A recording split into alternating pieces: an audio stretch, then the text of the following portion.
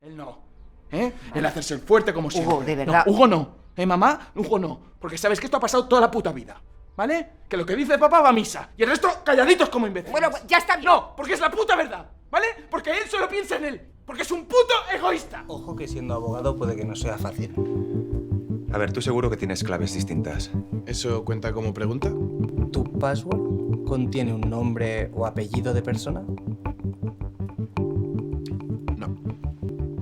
¿Dónde naciste? En Madrid. ¿En qué calle vivís? En la calle Toledo número 3.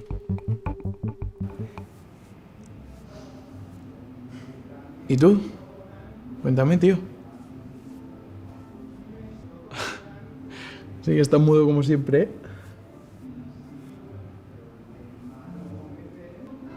Pues vivo en Irlanda ahora. ¿Y qué haces? Pues le ayudo.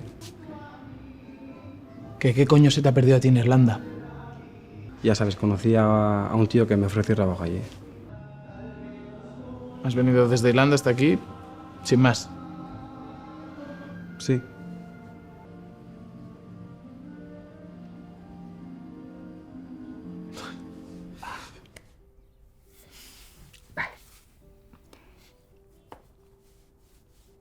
¿Tú quieres hablar con tu padre?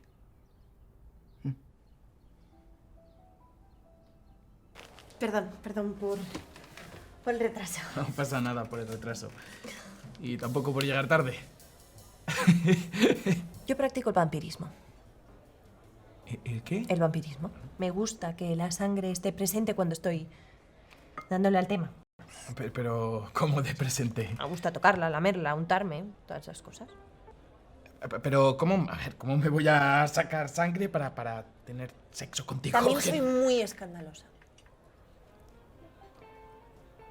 Lo digo por los vecinos que luego se me quejan. Bueno, es que yo soy muy de donar sangre. ¡Yo soy Ángel Yasser!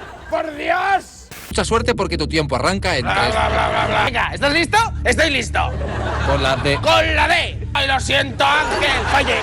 Era dominio. Bueno, y hasta aquí el programa de hoy, ¿eh?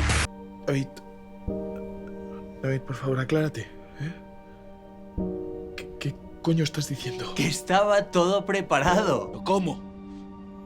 Es que no lo entiendo. Las notas escritas, la bombilla fundida. Con estas cosas no se juega.